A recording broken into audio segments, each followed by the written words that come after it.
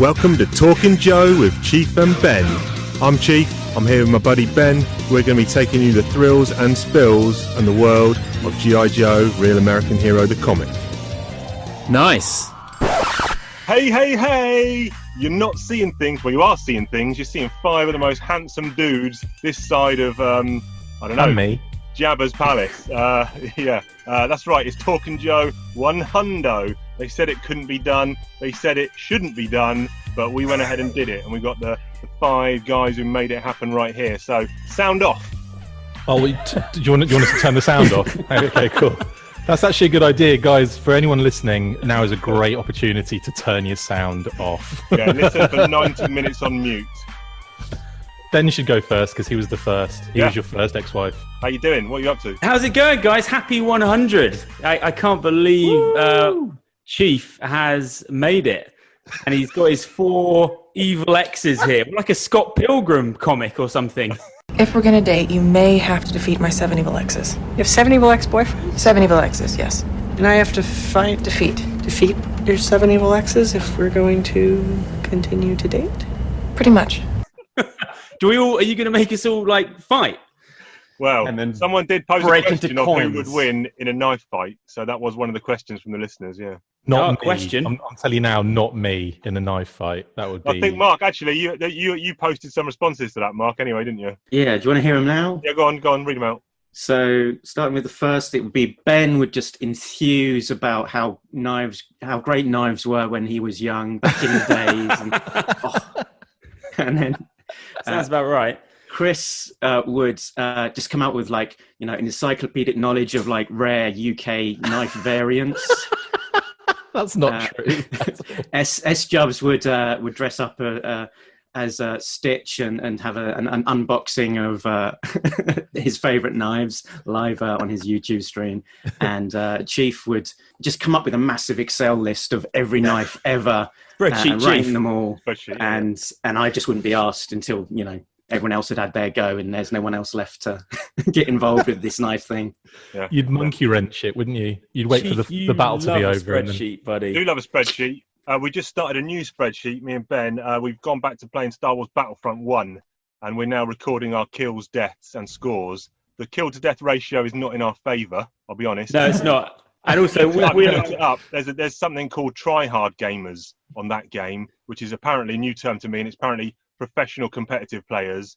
There's only about 50 of them left on those servers playing that game, but we seem to end up in a game with them all the time. Yeah, I think it's another case of Chief finding something that is fundamentally good and fun, then just dry humping it to death, killing it, tearing it to pieces, and just moving on. And ruining it for other hobbies. people as well, yeah. How can we take any and all joy out of this thing? Yeah, you don't just ruin your own hobbies, you ruin other people's. Yeah. So, yeah. Well, and that's the mantra live. for Talking Joe, actually, I think, isn't it? He witnessed That it should be in live. Latin under the badge. About an hour ago, Ben witnessed it live. We had a little game on Battlefront, and I got my balls in a vice. He was getting his balls busted by Louise. And she was like, Evelyn was watching a game of me playing Battlefront, and learning. Louise came in and went mental, basically saying, "Why are you letting her watch this? This is so inappropriate." Blah blah blah. I heard it. It was great. Yeah, you were live on the other end. We should pipe that audio in. I mean, that should be a new segment for the show. Chief gets his balls in a vice. Yeah, just dude, get on your iPhone. Just get audio notes. Next time she's going at you, just hit that record. Yeah. That's good for 2 reasons. That's good for podcasting, but we'll also stand up in a court of law if it gets to that. I'm just excited for the jingle that will come out of that one. Chief gets taught a Balls in a lesson. vice. Balls in a vice. A lesson. What What rhymes did you with say? balls? What should you do? Balls Diagnostic. in a vice. Yes. Diagnostic. How are you? You're a busy man. Thank you for taking the time out here. What have you been up to? I just finished editing a few minutes ago. I'm not even editing. I actually uploaded the edit that I did. I was up all night with it, pretty much. So Okay, yeah, I'm going to come to you quick. I'm going to come to you quickly. I will go to the other guys. Ben won't care about this. S Jubs won't care about this. Mark will have an opinion. You'll have an opinion. I'll care, Fan First Buttman. Friday. Flint and Lady J. Classified views. 100% love them. I've seen them, Chief. What are you Yeah, doing? no, but you're not bothered. You're not collecting. I'm just saying you're not bothered. Just because I'm not buying them doesn't mean a man's not bothered about something. Okay, all right, fine. But good choices, and Hasbro seem to have learned a little bit from feedback from the peeps buying them, because there's not too much of that gold trim stuff. And That actually kind of phased out after the first wave, pretty much. And Right. I think I had an interview with Lenny, the designer, name drop Clang, and he basically explained that there was a lot of feedback and them like looking at forums and fan reactions and stuff, and they kind of phased that back a little bit. So yeah, he kind of, I think he explained it as wanting the first wave to be kind of like premium. That kind of like, brand new, fresh looking. And so the gold was kind of added to it to kind of give it a very high end feel. And then I think though that, it was phased out basically though. But particularly on the good choice gun. of figures. Yeah. Totally. Flint's, The Golden Joes.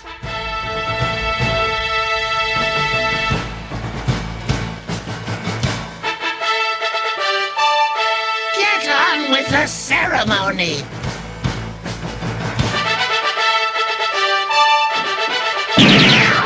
Guys, They- I see they really people with nailed the beverages in colour. hands. Are we having a toast just yet? Oh yeah, go on then. It's just, Go on, then. it's just the morning.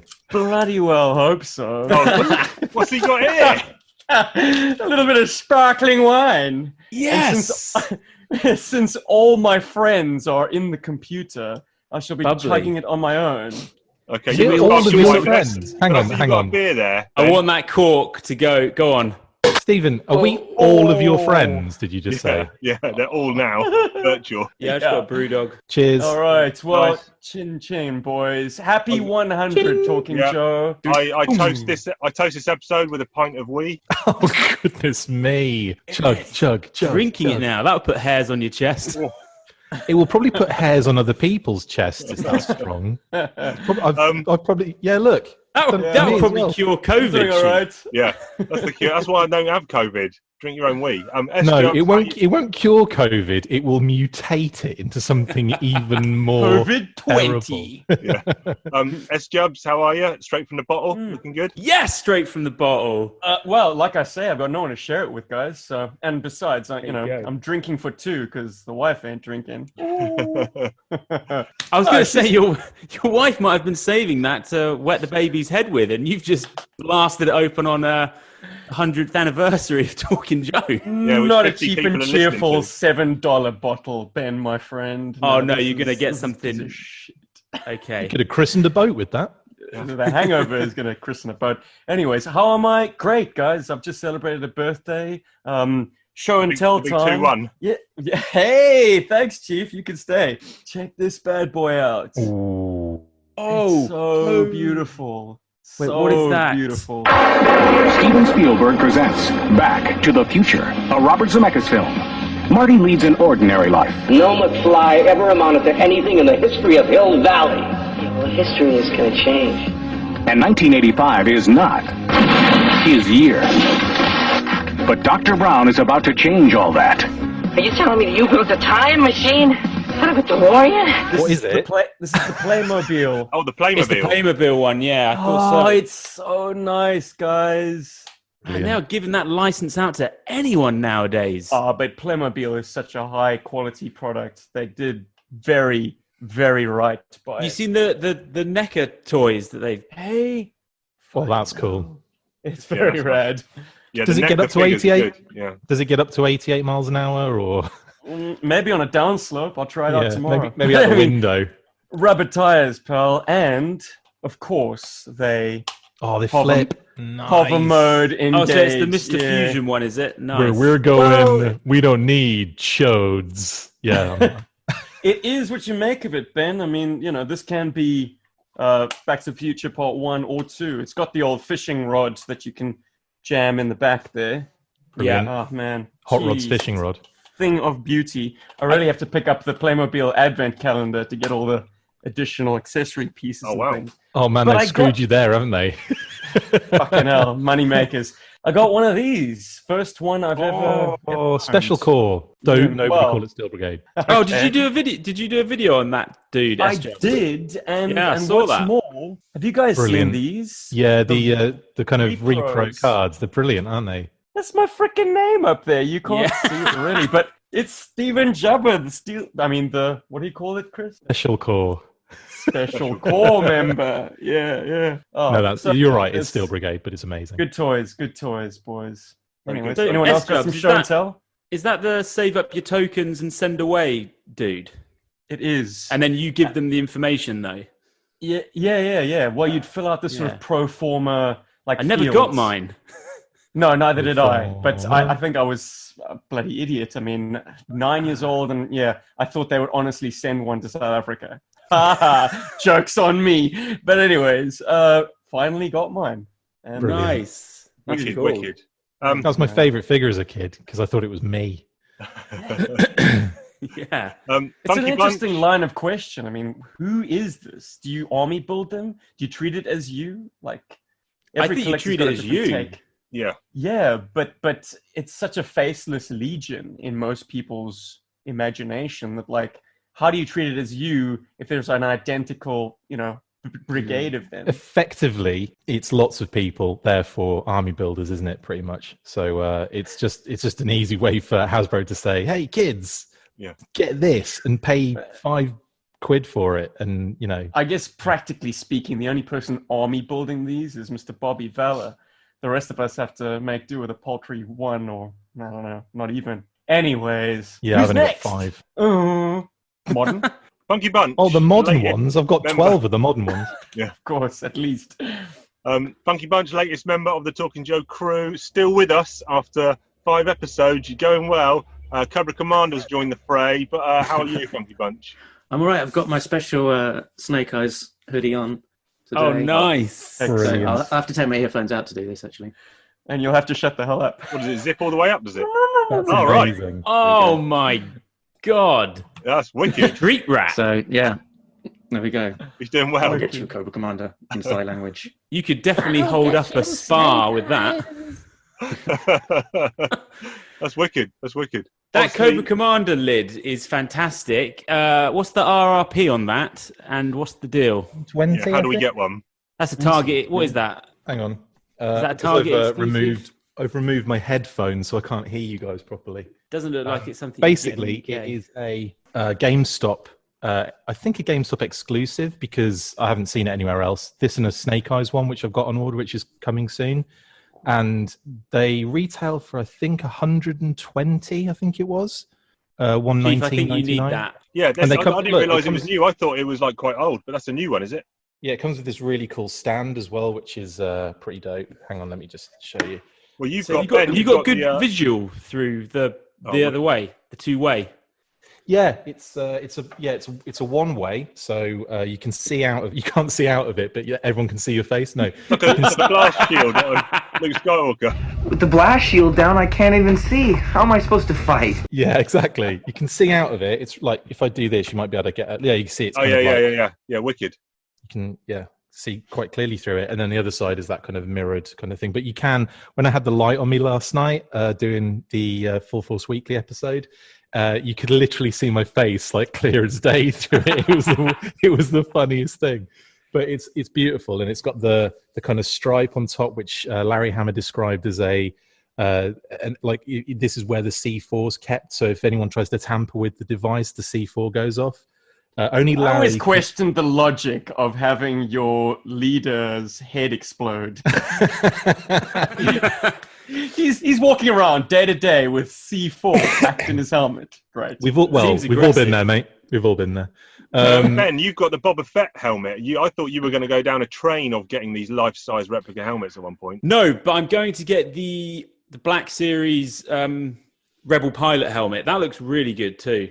Oh I don't yeah, know- it looks gorgeous. I don't know what other ones they do, Chief. I think it's just Boba Fett and that one. I think they do a Boba Fett like a prototype one, which I actually think looks quite, it's quite cool. The white one. Boba Fett. Boba Fett. Me and Chief talk about that pretty much daily. Boba. Yeah, It's like the the Boba two in the Bs. correct- Right. Yeah, Boba No, Fett. just between the two of you, I think. Listen, no comics to talk about this week, but we're going to have a little stab, a little dig into G.I. Joe the movie. So let's have some discussion about that, and then we can have a general chit-chat about G.I. Joe stuff afterwards, and thoughts on Talking Joe, and favourite moments and stuff from the show, favourite jingles, etc. But let's dig into the movie.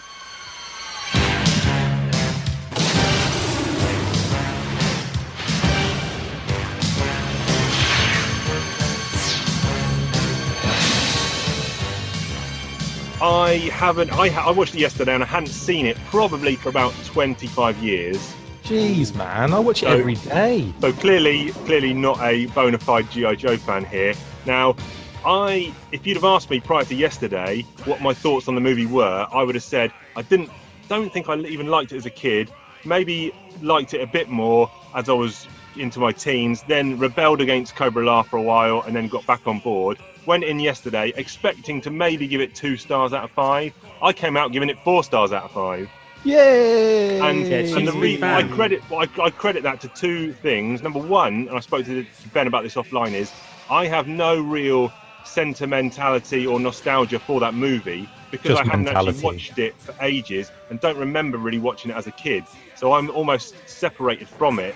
So it wasn't a childhood thing that suddenly I was down on. It was like a new, fresh thing. The second thing I credit my enjoyment to is having recently reread the Tom Sholey Transformers G.I. Joe comic book series that me and S-Jubs did a podcast on. And this is very much in that mould of just being wacky, wild, balls out the bathtub crazy. And that really resonated with me, and that's why I really enjoyed it. But was it buzzing your berries then? Buzzing my berries, pumping my Good nuts. lucky you got any berries left, my Yeah, friend. they're in the vice. But I know a couple of guys on here might not be so keen on it, and a couple of guys might be quite high on it. So, Ben, I know you told me this is turd. No, well, bit of context. So, Hasbro, so they made Transformers the movie, and they made, I think, My Little Pony, and they released them both at the cinema in, I think, 1986. Yeah. Thinking that they had a couple of hit machines on their hands, and they actually bombed. And I think the core Transformers audience were not happy with them killing Optimus Prime off, were they? But Kids were crying in the theaters, weren't they? Apparently, I think Really? G.I. Joe the movie was actually kind of being made before Transformers came out, and Transformers actually stole the idea of killing Prime from killing Duke. Yeah. All right. Yeah, but then because it went down like a shit sandwich, they were like, "Oh God, we can't release this at the cinema, and also we cannot kill Duke." But anyway, have you seen the original script for the bit where it's like when he takes the snake to the sorry, spoiler alert, guys. When Duke takes the snake to the heart, there's a whole script that actually explains what should have been the case, and a script about his funeral. And the funeral part is mind-blowingly bonkers. Like It's like a sci-fi kind of funeral thing where they have his coffin on like jets or something, like kind of flying. It was honestly, it's so weird. You just have to read it. But it's out there. You can kind of search for it. But what made you then not particularly like it as much as you probably did as a kid? Yeah, I mean, I've seen it hundreds of times as a kid, and then obviously a long time without watching it. And I just think it's one of those roulette things of sometimes you go back to stuff and you wish that maybe you didn't go back to it. And I went back to it, and I just really struggled with it. But I do love the cartoon, and I do love Arise, Serpenta Arise, and Pyramids of Darkness. Yes. And I tended to watch those a lot more than I did the movie. Bit more boots on the ground. With the movie, I know that you like zany, but I don't necessarily think that's coming from like a super creative, amazing place. I think it's coming from more of a sort of corporate place of trying to shift toys. Right. Well, to me, that was almost irrelevant. If it was, it came across just as bonkers storytelling, which I actually enjoyed. Commander, they tear Cobra Commander. Like they That's give him brilliant. this Once new was a backstory. man. Was a man. That's amazing. I guess if you treat it as like a sort of Elseworld thing, that makes it a little bit easier to take. You know the intro with like New York and stuff. It's like 3 minutes. Chris, is that a concept to a different film or a scene that was? There's no way they spent all that money. That was going to be they did in the end for the intro, but it was going to be a scene in the film. That was going to be like, it was going to be an opening scene where they had that battle. But what they decided to do instead was to have it as an intro instead. And it would have been in like, I think, storyboard phase anyway. So like it would have been an intro. It doesn't, like, as we see it now, none of that was going to be used as the battle. I think that was, the plan was that we're going to have this battle at the beginning, and that was going to lead into the kind of movie cartoon thing. I think actually it was one where Buzz Dixon had written it. He'd written as something completely different for the Joe movie, pretty much, and then that's when Hasbro came in and said, we need this, and this doing, and it was like Cobra La and all that stuff, and we need to make it so that this is. So Buzz had to like really, I don't know, like juggle his way through this new kind of write-up, and I think that they kept that particular battle because they thought it was really cool, and they just used it for an intro instead. And that's one of the most. Sets the scene. I mean, it's the story so far. Is that enough filling in a mince pie or not? Negative. That's too probably much pastry. Too much pastry, man. Yeah. The pastry needs to be consistent, doesn't it, all the way around? That looks like a sandwich, Chief. Yeah. Mark, where do you stand on G.I. Joe the movie? Yeah, tell us. Similar to you, Ben, I think. So quite a lot of nostalgic twangs to it. Sort of watching it, sort of, it's so familiar. So much of that dialogue is just, completely memorable, and you sort of almost act along with it. Just Pathetic. Don't bother to unpack. Classic line. And then but actually trying to watch it objectively and remove yourself as an adult, because I've probably not watched it for the best part of 30 years or something, and you can kind of see it's a slightly more wonky. It's a lot of fun and very enjoyable, but I think probably not the greatest film as from a. I put it in my. We're gonna fall out. I'd probably put it in my top 5 animated movies of all time. Easily. And that is nothing. That is something I would never have said before yesterday. Yeah, but I think, Chief, every time you watch it, Animal Olympics. Every time you watch it, I think it would lose half a star for you. I don't know. I just like all the characters. I mean, I love Beachhead in it. He is incredible. But the characters don't get any. The characters. There are no characters in it, Chief. They don't get any Renegades. Time. They don't get any time to do anything. I disagree. Myself, S-Jubs, weigh in. It's untouchable thanks to nostalgia. Right. I can't view it objectively there is that at all. Yeah. Okay. Yeah. It was my introduction to G.I. Joe in animated form. Like, the reception of G.I. Joe was very much compartmentalized in South Africa. It didn't all happen at once. Like, we had the toys, and they were the sort of latter 80s toys. And then at one lone video rental place, there was G.I. Joe the movie, which I rented so many times, I'm sure they retired it. So that was my tutorial in how to play with G.I. Joe. Problem is, I didn't have Globulus. I didn't have Pythona. I didn't have the Royal Guard. Well, no one had Pythona. But I mean, I didn't have any of the core characters of that era. I had Repeater and Shockwave. I didn't have Tunnel Rat and Big Lob. It's like, what do you do? But I had a Big Lob. Did you now? No. Anyway, it was just a fascinating return to watch it after all those years, to get it in like DVD format, and then show it to my friends who I'd kind of grown up with and played G.I. Joe with, and they were like, "What? Beachhead sounds like that?" Yeah, so it still resonates massively with you. Clearly, yes. Look, yeah. It also it occurred to me the other day that it was, for anyone growing up at the time, that was like Cobra's first anthem, and probably greatest. I mean, that opening sequence, that music, I'm sure we can all hear it in our minds now.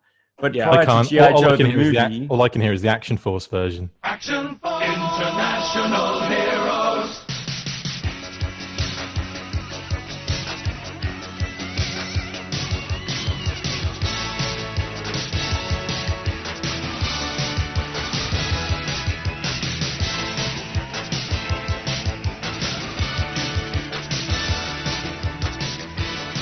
Cobra's still Cobra in Action Force, Chris. Come on, baby. Yeah, but it's the theme tune's completely different. It's just literally the Casio keyboard Action version. Force is there. Yeah, and it's instrumental for most of it as well until like right at the end. Yeah.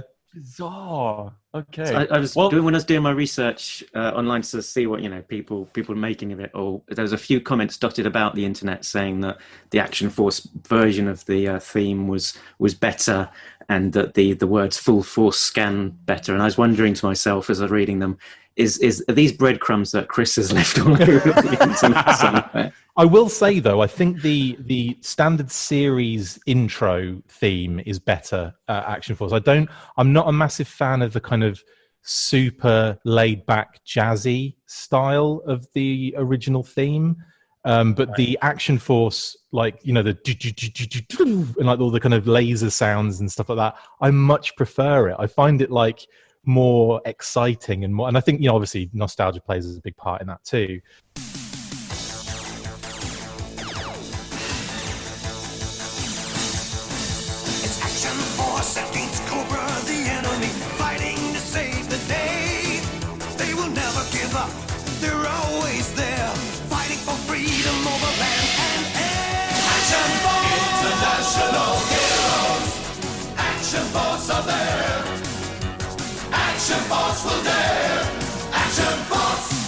Action Force is the codename for a highly trained rapid deployment force. Its purpose, to defend human freedom against Cobra, a ruthless terrorist organization. Action Force, international heroes. Action Force will dare.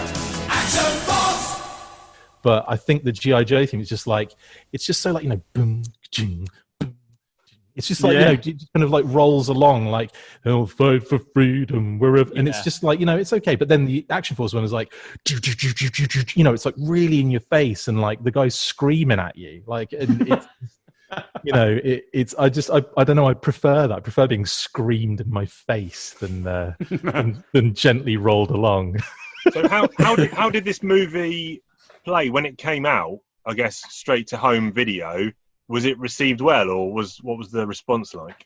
Well, the video, the VHS was hugely well received. Like, it was massively popular. It sold out in UK stores. In the States was the same deal. Like, kids were trying to get hold of it, and it wasn't like difficult to get hold of, because it was generally quite readily available for for rental, for purchase. You can mail away for it as well, I think, in some cases.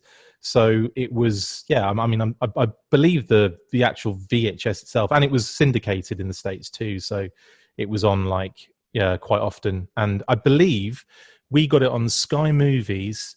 I can't think of the date, but it would have been late 80s, early 90s. And it was the G.I. Joe version. And sometimes in some cases that half and half version where it's half dubbed and half not. I've got a copy of that. It's very, very disconcerting. Kind of snaps me out every time when it's like, I think Sergeant Slammer. I think it's round about where Duke gets the snake in his heart. I think at that point when it phases into the next, what would you call it, Stephen? Not like scene, but like the next act. Though I think the briefing where Serpentor was telling the Stratovipers that they will be the first ones to kind of wipe out Action Force. That's pretty cool. When it flips. I'm like, okay. So what's incidentally my favorite sequence of the film is when the renegades. That's what I was going to say. What's even big bad cobras need air conditioning. What's some favourite scenes then? If even the two guys who aren't perhaps as high on it as the rest of us. Oh, there's still. I mean, come on. Must have some bits that still, get you a bit tweaked. Yeah, I still love it, but I've also got this other half of my brain which is saying, this is a bit silly, come on. Yeah, but you like the Tom Sholey Transformers G.I. Joe book, and this is exactly that, just in animated rather than on the print page. I don't know. Yeah. I think, there's really probably just an ideal version of the film that probably exists that sort of skews slightly closer to the comics that just doesn't exist anywhere. Right. Yeah, I don't like what they do with Cobra Commander at all. He's enough for me. I just don't. They should have made it. Maybe they should have made it for someone that was watching G.I. Joe for the first time and really strip it back and kind of set it all up. It's very much mid-flow, isn't it? It really does feel like a continuation of the cartoon. Yeah, absolutely. It cuts straight into it. But I do like all the hanging around scenes when they're in the snow. Oh yeah. I love all that, and they're layers, talking with the BET chief, who we actually called someone that. There's stuff to like in it for sure. It's more me watching it now. I just struggle with it in a way that I don't with Transformers the movie. You know, I still buzz off of that hard. I don't know.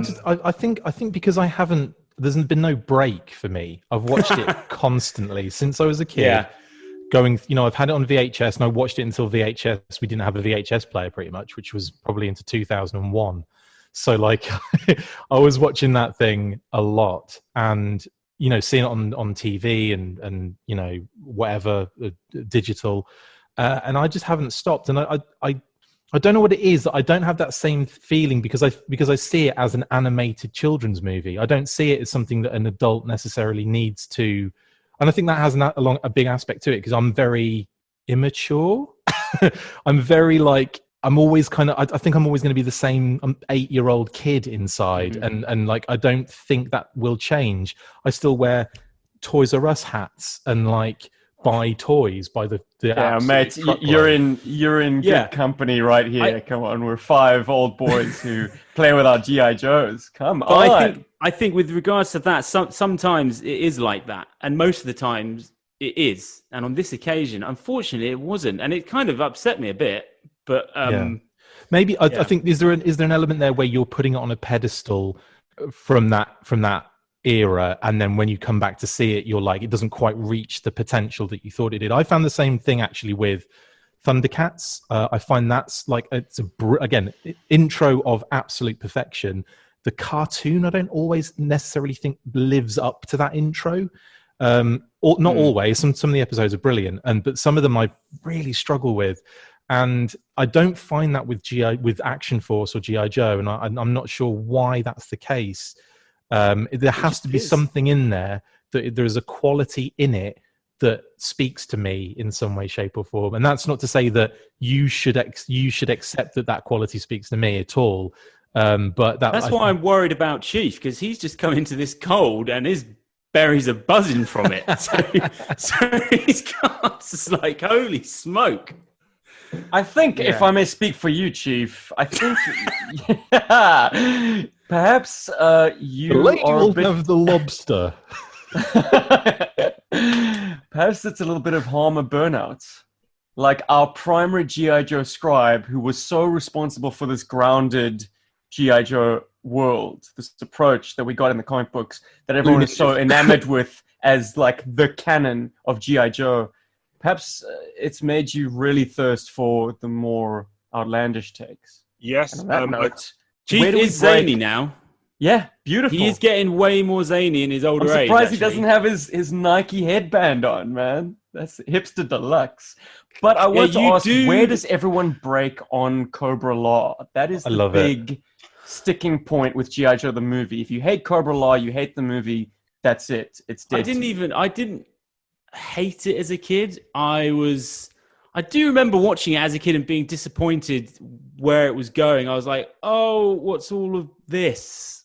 This isn't, I don't have these toys. I think when Nemesis Enforcer hits the screen though, and he busts open that Havoc with his elbow. His elbow claw. I was he picks it up, doesn't he? Holy crap. Yeah, he shakes it and he grabs Snowjob by the ankle, pulls him out of the underneath the thing and throws him, and then Snowjob lands in a way that makes his ass look really sexy. Have you ever seen that before? Go back and watch that bit. There's this bit when the camera pans and Snowjob's butt's just like, ooh, check that out. It's amazing. Never confused. Yeah, no, I think there's something in that, especially because I feel a general G.I. Joe burnout, not just from the comics. I think having, credit to burst, isn't it?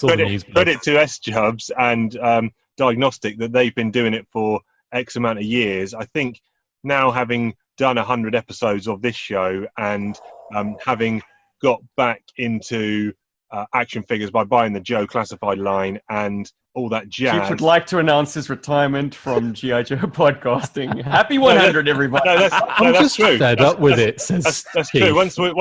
Once we get to like end of Snake Hunt, issue 275, which is probably in about 5 years' Hey, I beg your pardon. Careful. You kiss your mother with that mouth. Be careful when you say that, okay? Try and separate the words a bit, yeah? Jeez. If you saying that the comic isn't zany enough for you at the moment? No, I'm just saying I don't think Larry has been the best for quite a long time now, and I'm finding the issues more of a chore to read, and kind of where the place where S-Jubs was, I guess, 5, 6, 7 weeks ago, and Lost his job. I think Trapped in a foreign country. So watching this movie was quite invigorating. It was quite refreshing, something different, something new, Well, Chief, you should watch the whole cartoon. You should watch the whole show. Yeah. Maybe that's the next podcast. People give G.I. Joe the movie a hard time for its zaniness, but like if you're going to go down the cartoon rabbit hole, I mean, having spores mutate the entire human race is a pretty dark and macabre master scheme. Yep. Gigantic vegetables, not so much. A device that controls the weather, okay. A device that can make the Eiffel Tower disappear. Yeah. I mean, G.I. Joe the movie does up the stakes. Right. Say what you will about it. In terms of the base level of the cartoon, it takes it to 11. I love it. What happened? I love the macabre parts. What Chris happened Larter's performance? It just sends chills down my spine. Anyways, it is the most tortured voice work to this day I've ever heard. When he's exposed to the spores. No! Jeez, dude. Hardcore. Yeah. And then when the roadblock thing when they teams up to get away, that's all fantastic story. Tell me, man, what's going down? Oh Jesus, this is wild. Faceplate falls away. I can't get there. I just can't get there with it. Come on, help him finish off. But what happened post this movie? Was there another season of the cartoon, or was that it? I wanted to ask this question. This is where Sunbow ends. So, gentlemen, no surprise. Off the bat of G.I. Joe the movie, like if you were to try and come up with where does the G.I. Joe series go from there? Fucking Snake Land. I don't know. Crazy. Did you never see Did you never see the Deke series, Ben? No, I did not. Because not really. That follows up from the film. Cobra Commander is restored back to his human form. Of course. And Scoop is an undercover Cobra agent who then defects to G.I. Joe. There's lots, but the actual series itself is so low quality. Like the animation kind of drops a little bit. The storylines, the voice acting, it all kind of goes a little bit south or north. Production moved to Canada, and that's why they cheaped out, man. I love Don Johnson as Lieutenant Falcon, though. That's wild. This is what I want to ask. Like, if there had been a Sunbow season immediately following G.I. Joe the movie, what Deke did, Chris, I'm sure you'll agree, is it quickly eroded everything that the movie had kind of set as a precedent. It quickly returned to a base level of G.I. Joe versus Cobra, no Cobra Law, and Cobra Commander's back in charge. I mean, it completely disregards his mutant Snake Man origin, because you can see in the eye slits he's a human again. Anyways, if we had Falcon at the helm, Jinx is his girl, Duke possibly dead, I don't know, if they'd stuck to their guns and kept him killed off, what then? Yeah. Interesting. I think it'd been really cool, honestly. Again, Buzz Dixon has written a book or an episode to follow on from the movie, and I think it's called The Most Dangerous Man in the World. That's it. Most Dangerous Man in the World. And that's really cool. That's a lot of fun as well. And you could see where he wanted to go with the cartoon, where it didn't go. Yeah. Seriously. G.I. Joe 1988. No, I'm just looking at some questions. We had a load of questions come in from the listeners, and one of them was related to who would you voice? Yorktown Joe actually said, if the group did voiceovers for a G.I. Joe cartoon episode, which character would each of you want to voice? I've got mine. Okay, go on. Thrasher. I was going to say probably a Dreadnought for me. Don't know which one, but they just seem like the easiest one. I'd be Thrasher because I want to go, Serrano, I didn't know it was you. That's what were you doing that while Kate was cosplaying? Yes, constantly. Take the time. Constantly. That is a great line. Seriously. And she threw me in the water as well. Beautiful. What would you do, Chief? Oh, don't know. Roadblock, probably like rhyming. I don't know. Well, I did do a Roadblock jingle with S-Jubs. Block and Blood. There you go. I'm big, I'm bad, I'm hitting Marvin Elf. Qualified French haute cuisine chef. Busting out tunes in the local church choir. Now check out my homie, he's such a live wire. Blood by name and blood by nature. Sebastian to my friends, but you can call me Major. My mind is tactical as shiny steel trap, so don't get in my way or give me none of your crap. You probably just do the entire intro sequence and write a few songs. You just score the whole thing. Write the theme tune, sing the theme tune. That was actually another question. What's your favourite jingle? Because I counted up. I think there's been over 20 jingles on Talking Joe. Blimey. It seems like I hogged all the limelight of singing them all. Couldn't get you out of the booth for me on some of them, but I don't know. I as a point of fact, has anyone got a favourite jingle? Action Figure mine? Fiasco.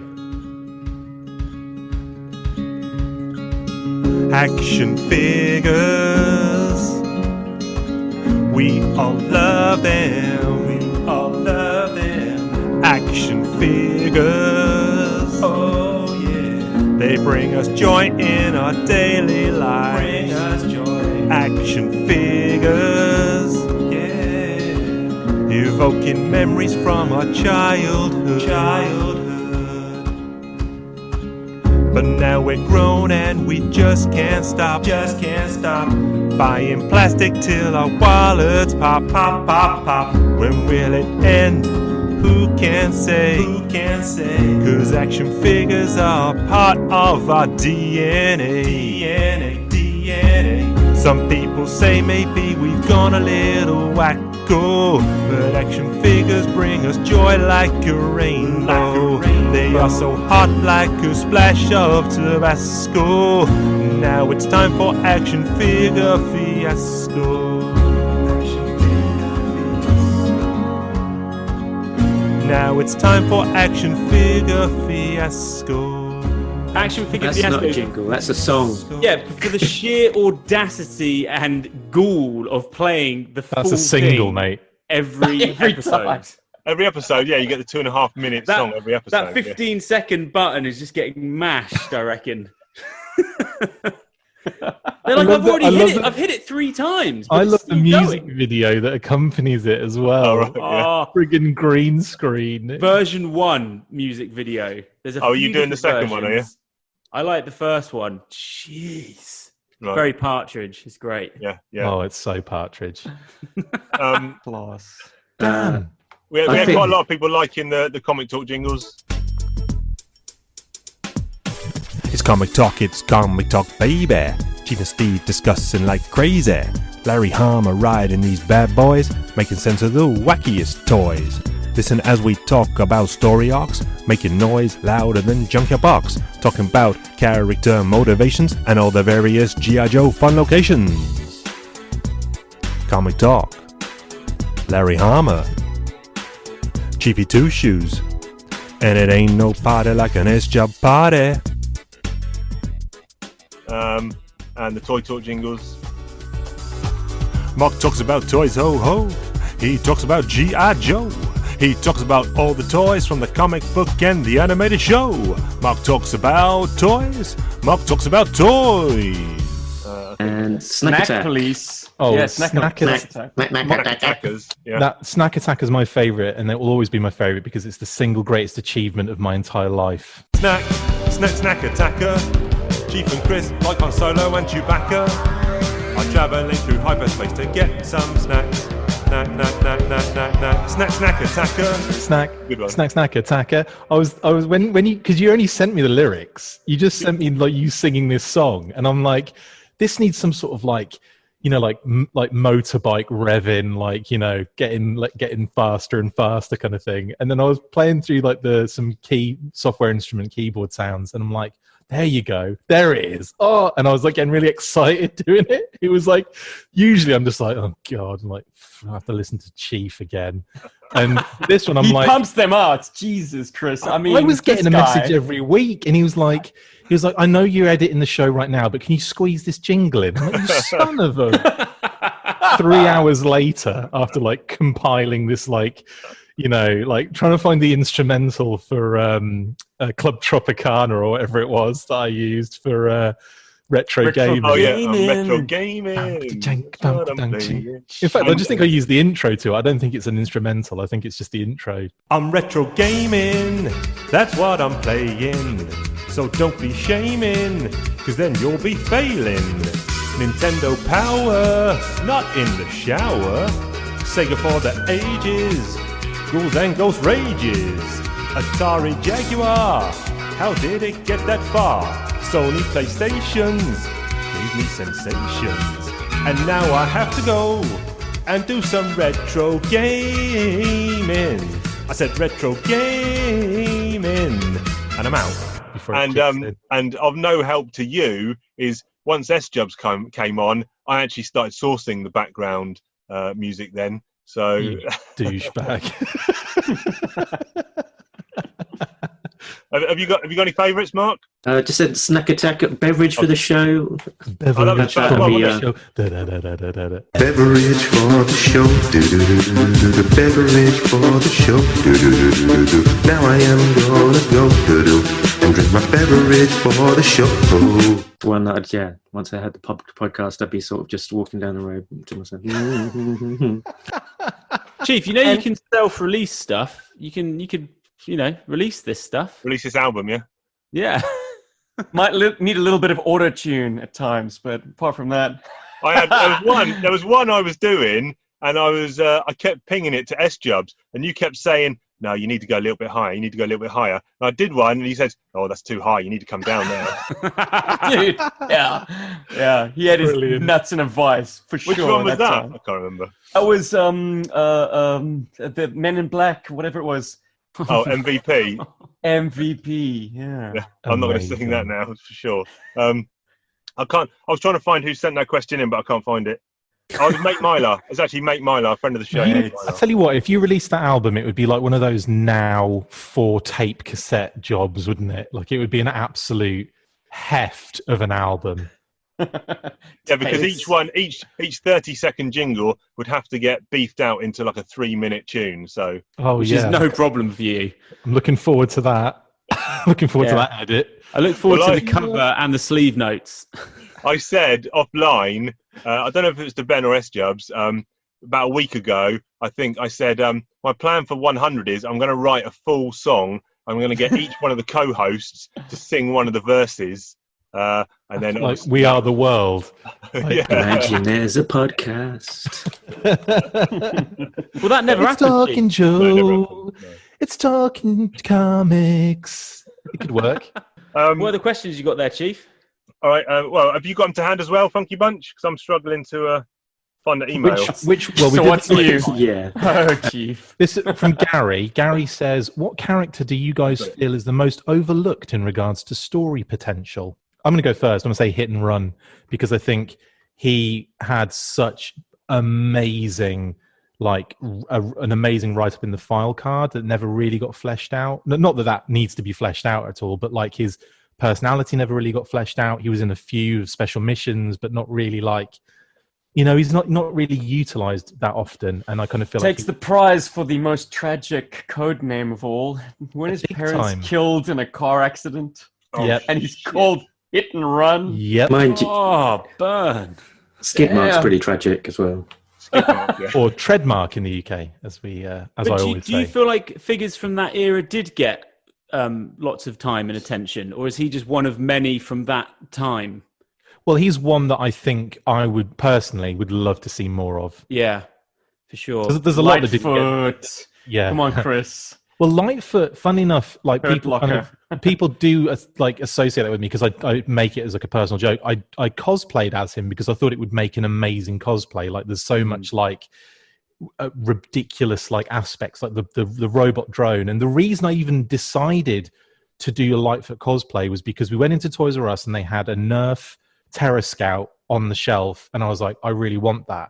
But I couldn't. I was kind of thinking, what the hell am I going to use a Nerf Terror Scout for? Which is like a remote-controlled, like gun, like fires Nerf bullets, and it's got a camera on it, and you can control all this stuff, and you can see it, and you can drive it off, and like stay where you are, and drive it round areas where you don't see it anymore, but you've got a camera on it, so you can. It's amazing. So I was thinking, Does it have a tank tread to it? Yeah, it's got the tank treads, and it like that you can spin and do all. It's amazing. It's an incredible toy, and it's massive as well. And I thought that would be perfect for Lightfoot's drone, like his little mine detector drone. Oh yeah, dude! As mind blowing as the cosplay was, the drone just pushed it over the top, man. Well, So that was the only reason. That was the only reason. And then Kate made the helmet, which is just unreal. Like I don't know. She went into the garage for like. Well, sorry, she went into the garage for like a week, and then she came out. And said, there you go. And I'm like, what the? Where? How? Like I remember you. Like she wrapped this.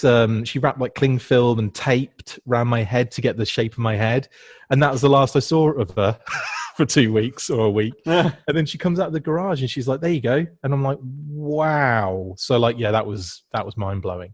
But the reason I'm talking about Lightfoot is because that was the only reason he's become such kind of close to me. Is been in later years. I loved the figure as a kid, but like that, it wasn't like, you know, I wasn't thinking, oh, Lightfoot needs more time. Now I do, but you know, for me, I would say hit and run for myself. Right. I got one. I think the character with the most untapped potential should be obvious. Mercer. Shockwave. Oh, right, sorry. Has anyone done Mercer? It's you love Mercer. Mercer like was G.I. Joe Cobra, but in reverse. Yeah, no one's ever told the story of a true believer, Cobra Get him agent. in the film? Yeah, but we don't get his origin story. His defection from Cobra. Yeah. And survival as a defector. Well, and dude, the fact you need that, to get on that. You could do that. I suppose, but I mean, not mainstream enough, Ben. Not mainstream enough. You know, the only other time I've seen him that have any kind of decent time was in Special Missions Manhattan with Beachhead, Tunnel Rat, Cover Girl, Low Light, and they infiltrate this. They infiltrate this. This is why I love the Special Missions aspect. And this isn't Special Missions Marvel. This is Special Missions like hang on, Image, Devil's Due, IDW. I can't remember one of those. Devil's Due, yeah. And they infiltrate this Manhattan high rise. They're the only the way they kind of did the beginning, the intro was that they're selecting the people that were near that area. Okay. So like that's why it's such a ragtag bunch of randoms. But Mercer's in that, and he's really cool. And I'm just thinking like, yeah, I want to see all of these characters that didn't get the shine because the core characters always took the glory. That's why Special Missions speaks to me so strong, because you always get some like random characters thrown in there and they get some time, and it's like, wow, that's why they're a specialist in that field, and I kind of really enjoy that. But yeah, Mercer. Do you feel like Mercer should be a card-carrying G.I. Joe? Or do you feel like they should keep him on a short leash? I mean, this guy could short leash turn tails any moment. Like, that's why he was a renegade. That's why he was never an official G.I. Joe. That's why he was under Slaughter's or Slammer's direct supervision. It's because do you know the French? I don't know if we're trusting this guy. Do you know the French called him Sergeant Driller? Isn't that amazing? Which nation was it that Captain Gridiron was Captain Rugby? Oh yeah, that spoke to me as a South African lad. Let me tell you. Oh, I want to get Captain Rugby. Like, I always thought. Then, ja, my bro. I always thought that Ek's 'n Suid-Afrikaner, my bro. In a Rise Serpentor Arise, Low Light gets thrown a grenade by Monkey Wrench, and he throws it away before it blows up. But he says something along the lines of, "I prefer rugby," and like throws it away. Yes. And I always thought, because it was an Action Force cartoon, that they'd overdubbed rugby for like American football or something. And it turns out no, it was always rugby in the American one as well. So yeah, I thought that was quite interesting. Well, didn't Bush and Clinton play rugby? I mean, it's a posh American sport. Woo-hoo. You just expect baseball to be mentioned every 5 seconds, or Yeah. Football. Guys, I'm just going to have to go and get another beer. Yeah, do it. I'd like to have seen more Scrap Iron or Wild Weasel, I think. Scrap Iron's got a pretty nifty feature in Arise, Serpentor Arise. He's kind of the turnkey character. So, funnily enough, they both I'm get curious. good Go down that sunbow. rabbit hole, Chief. Okay. They get good sunbow time. Wild Weasel's in Primordial Plot. He's in featured because he's the one that kind of flies in and steals the dinosaur bones, the fossils and stuff. Yeah, that is an incredibly ridiculous episode. Talking of like the fantastical aspects of G.I. Joe, but yeah. But they don't get much comic stuff, really. Wild Weasel gets issue 34. 34? Yeah. But, has Wild Weasel ever been unmasked in any way? Are you asking if we got a weasel out? But I think I can't think of any time that he's had his mask off. No, his helmet off. He's about as anonymous as you get. What about you, Mark? He's waiting to happen. Yeah, Mark, let's have your answer. There's so many because apart from that core cast, sort of left a little bit in the dust, aren't they? But like Firefly in his proper saboteur kind of role, that would have been nice to see a bit more of. I've got a real soft spot for Cesspool because I think it's just such a cool design. Brilliant massive design. logo. Chief, you love a cesspool now, mate. Yeah. But in the comics, he was just played a little bit as a ridiculous sort of comedic caricature, really. Yeah. How gruesome is that scar on the toy as well? Like, it's just amazing, isn't brilliant. it? Yeah, we dug the toy out recently, and it's fantastic. He's brilliant. Yeah. The head sculpt is Vinny D'Oliva, who was the one of my marketing guys on G.I. Joe at the time. And he dressed up as Cesspool for a commercial that never actually aired as well. So he was going to be Cesspool as well for the G.I. Joe commercial. There's like a picture of him as Cesspool, like all geared up, ready to go. And for some reason, I can't remember the ins and outs of it, but that particular commercial never aired. But I thought that was really Cesspool is such a rancid name. It's just poo. Shit. Anyway, what actually happened here? Guess what their vehicle was called, Ben? Come on, guess. Oh, forget. What? Think about what in Britain we would call a refuse kind of zone under a house, for example. Oh, for crying out loud. Well, think of what a hiss tank is called, and it's half of that. What? What's a hiss tank? What's half of a hiss tank? Put him out of his misery. Come on, Chief. Come on, put me out. What is it, Chief? It's a something tank. What could it be? Rhyming slang. I don't know. When something gets infected, it goes... Chris, Septic. You're killing me. Septic tank. Yeah. Yes. Oh, you could put half a pound of Dundee cake down there. I should have gone with that. I should have gone with Partridge. I should have gone with the Partridge. I should have gone with that. All gone. One flush. One flush. This chemical toilet is a Saniflow 33. Now, this little babe can cope with anything. Well, I mean anything. Earlier on, I put in a pound of mashed up Dundee cake. Let's take a look. Not a trace. Peace of mind, I'm sure, especially if you have elderly relatives on board. Nice. Buck Rogers toilet. I saw an advertisement for septic tanks, the real deal, and the tagline was, "We handle your shit." Brilliant. Brilliant. Literally, yeah, nice. I love this house. It's got a Buck Rogers toilet. I might do a Partridge rewatch, actually. I love it when he's just on that episode when he's looking at the sink and he's like, "What is that?" And he's like, "Get rid of it." just to the estate agent. Isn't that? Is he said, "What is that?" It's a bidet. He says, "Get rid of it."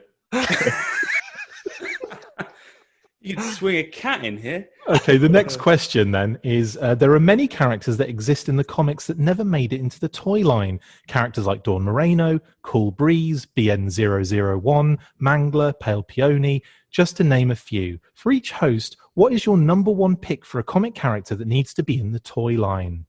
I'm going to pass on this one because I hate G.I. Joe and don't want to do this podcast anymore.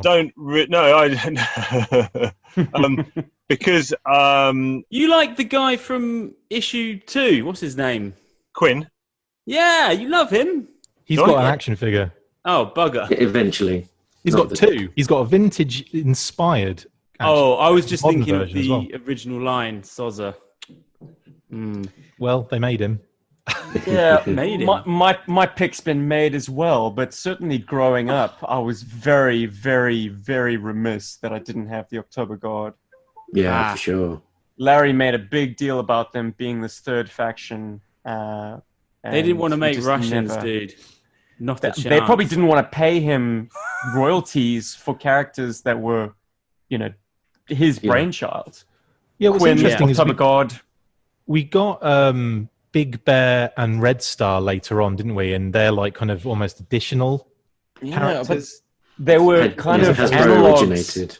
Yeah, they were analogs to what Larry had created, but agreed, different enough to not run into any kind of rights confusion. Yeah. I think I would have liked to. I think growing up collecting, Billy would have been cool for that era. Mm-hmm.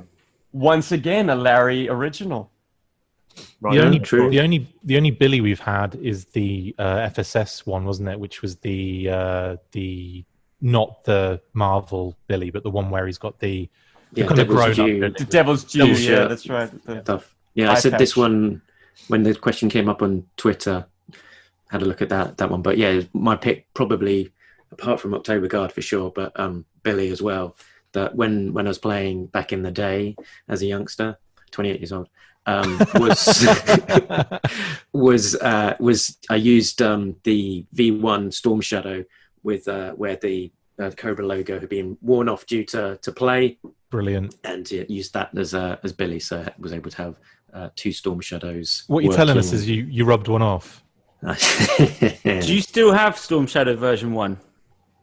No, I've got very few of my originals because my brother sold them all. Big eBay Cal. You've got a Storm Shadow version 1, haven't you, Chief? Negative. You didn't sell him, did you? No. In the Purge?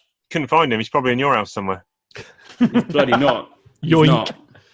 He's not. Because you did sell some, didn't you, recently? But you kept some recently. You kept like the ones that you felt passionately about. Kept the ones that were my favourites, or series 1 or 2. I kept. Yeah. So what do you reckon you got? The only ones that really meant anything to me, but sold the rest. Yeah. I've got a few. I've still got the Stalker. Lovely. And my favourite, the Mutt. I've got Airborne and Firefly still. Have you got Junkyard? Or did he not? No. No, I think he's in your house. He could be. Yeah. Trying to think of like characters that are in the comics that didn't get he's got Junkyard. toys is actually really difficult. And I think the ones that the whoever asked the question, I don't think there's a name attached to it. It might have been Gary. That list of characters is pretty much all I can think of as well. And I would have to say that I think Cool Breeze would have been a cool one to have. Like I know he wasn't in it very long, and he was pretty much created to be sacrificed. But yeah. I kind of his design is very much like Apone from the Alien toy line. I'm not sure if you have ever seen that kind of comparison, but like plus those wicked cyber arms. I mean, he's got his outfit is buck wild. Yeah, he's out written all over him. He's out there as a character that was in the comic and sort of as a one and done and killed because it very much feels like he could have been a toy, whereas a lot of the other characters, are more looking like very civilians. basic. Yeah. Sort of he had a the likes freaking of sword. Mangler was just a guy Mangler was army. just like a cheap Chuckles, wasn't he? Basically, he couldn't afford the Hawaiian shirt, so they. That's a good issue. That's a good issue, though. Bless you. There's a few others. Feature for Lightfoot, Soft Master, Blind Master. Yeah. What else we got? We got any other good questions, or are they all garbage? They're all shit. What is your all-time favorite issue or story arc out of the comic? Starting with Mark on this one. Go, Mark. I think it's the issue 31. Have I got it here? All Fall Down, is it? All Fall Down with that big shootout in the cabin. That's where. Nice. That's right. Yeah, they assault. Who's it? It's Destro, Firefly, and Fred. That's right. Yeah. And they attack the cabin. You'd have been on that episode, Ben, when we covered Yeah, that. that's a good. You can't remember that one. Yeah, I can remember that. All right. It's not that Your favourite, I know your favourite used to be Cobra Civil War. Yeah, not anymore. It'd be way before that now. Okay. Which is the issue where you've got Cobra Commander flying around on the glider? 24. Yeah, 24. But it's part of what is it? Two-parter? No, it's that Russ Heath illustrated issue. 24. Yeah, and who does Storm Shadow like? The Commander escapes. That's it. Storm Shadow's involved, and who does he Mac? Someone in the tree. Oh, he takes out Gung Ho, and then Yes. Roadblock lays him out. That's a good issue. Yeah. Very realistic art style. Russ Heath was responsible for the sort of design sheet for the Sunbow animation. So he set the looks of the vehicles, equipment, and characters for the animators to then work off of. Chief, Very what's your realistic favourite? tone. It's pretty boring. I guess it's single issue, probably 34, which is the Sky Striker versus the Rattler dogfight. Yeah, it's a classic. Always loved that one. Issues 26 and 27, the Snake Eyes Origin, probably one of my favourites. And then got a big soft spot for the Return of the Commander, which is like whatever it is, 98 to 100, something like that, 97 to 100, where the Cobra troops, they go into Millville, and with a big, a good use or a good inclusion of the brainwave scanner, which generally you can mark out 90% of all brainwave scanner appearances as being turd. This was actually, I enjoyed this one. So, Yeah. What about Good splash of Cobra Commander kicking a dog. Oh, brilliant. What about Space Patrol or something a little bit more? Star Brigade. Yeah, a bit more zany. Space Patrol. It's like when you called me a story master on one of the episodes. They're very You boots kind on of the like Dungeons and ground. Dragons. What's happening here? Yes, Space There you Patrol. No, probably not. No. Okay. It's Eco like Warriors? Paw Patrol in space is what I thought it was. Diagnostic. Okay, so single issue would probably have to be the second silent issue because you love that one. I just love that issue for SFX. Yeah, because I think it's version 2 Storm Shadow, I believe, as well, isn't it? So like I love that version of design, and he's kind of my default Storm Shadow, honestly. Because I'm way more G.I. Joe than I am Cobra. I'm always more good guy than I am bad guy. And I not in real life, but just like in my preference for this.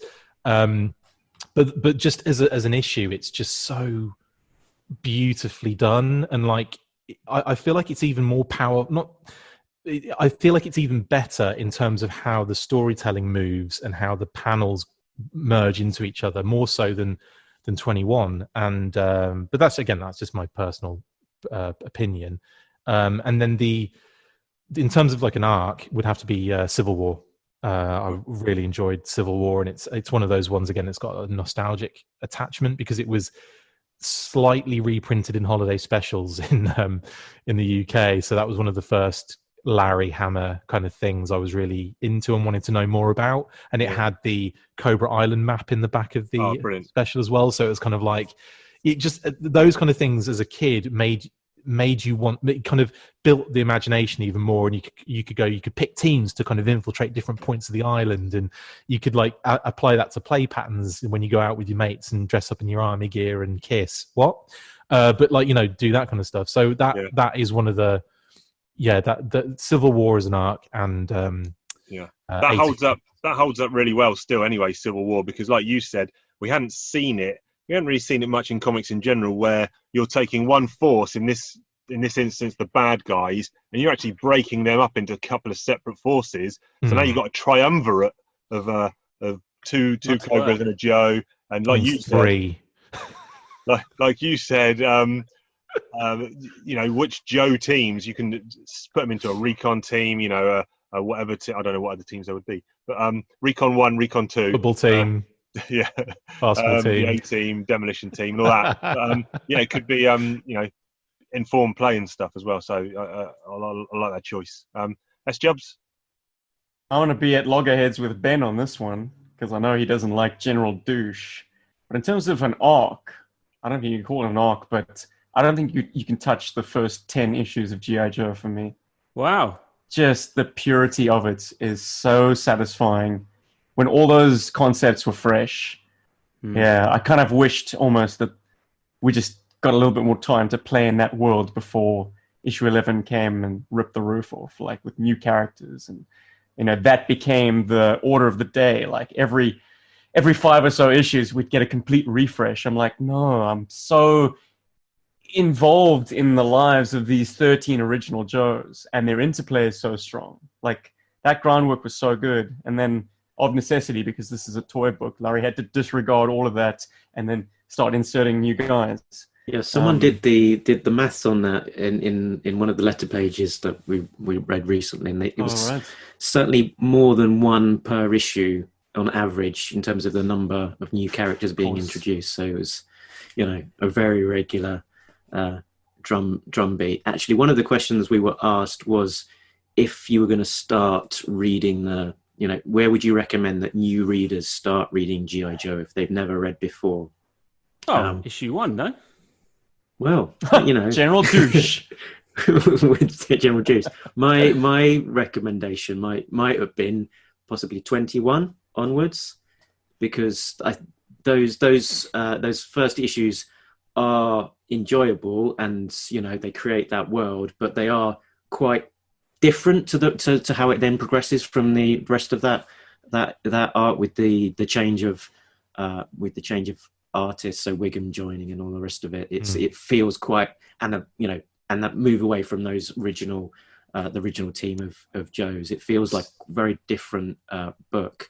And actually, when it was launched in the UK, wasn't it? It was started with issue, was it 23 or something, with the one with the Zartan and the moccasin on the cover. And when I've started reading, Cobra Commander falling into quicksand, you know, unfortunately, like the direction the book took was this kind of pantomime villainy, whereas like back in the first 10 issues, Cobra Commander was dangerous. He was an unknown element. He's Bond villain, wasn't he? Exactly. Yeah, I know that you like him when he is terrifying, Chief, and not a clown. I like. Yeah, but then you also like him when he's a snake. So. I'm happy to go either way, and Snake. Yeah, I'm happy. I like him when he's villainous and plotting the death of others. I like him when he is a little bit pantomimey, but I don't like the in between bit. Yeah. Okay. Oh, swanker. Sorry. Yeah, in between is joke. So. Yeah, I have to agree with that actually. But I think if you're going to read, where do you start? Just start at number 1. It's easy because it's there in the number. You'll also, get everything like, you know from starting at number 1. But yeah, I would actually start at 155 art style is something that I miss so much. Sorry, 155 and a half. Yeah, start there. Start there and work your way backwards. It's trippy. It's so weird. But Sentimental Steve just wants to chime in and say that like G.I. Joe makes sense, firstly as a late Cold War medium, and secondly with like Herb Trimpe or Dave Fosberg's kind of Kirby-ish art style.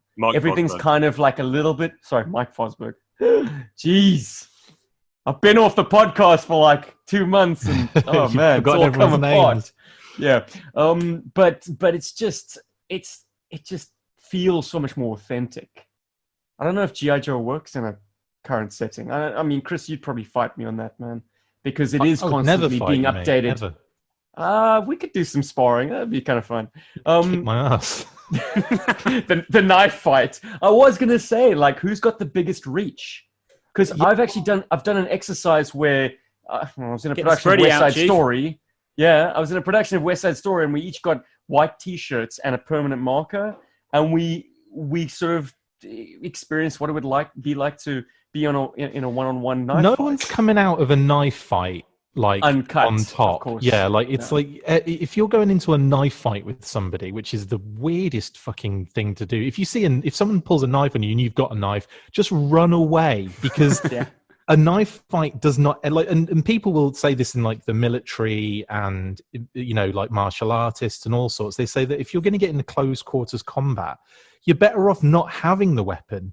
you're better off trying to disarm the person with it, or like, do you know what I mean? Like, rather than actually fighting each other with a knife, which is never going to end well because you're both going to be in close proximity. You're both going to just be going nuts. You're both going to end up very leaking. It's going to be like low percentages, isn't it? Basically, all the movies have made everyone think that you can be good in a knife fight, but it's just So Chris is going to win this real. basically because he's going to run the hell away and get the tank, Mammy shotgun. Yeah, exactly. Get the septic tank. I'm sure Chief's got all of our body dimensions logged in his Talking Joe spreadsheet. Wait, you told me that was for research. He wasn't always asking for jingles. Sometimes he'd ask for sometimes for DPs. What are you weighing in at the moment, Ben? Yeah, I'm coming in at 91.2 kgs this morning. My target is 84. So what's your fighting weight? Problem is, I'm eating 4 mince pies a day, and that's 1,000 calories straight on mince pies. That's not good. All you're eating, though. Yeah, no. So what's your optimum fighting weight, Chief? Probably some about of this 86. lean meat in you, baby. Biltong? Yes, sir.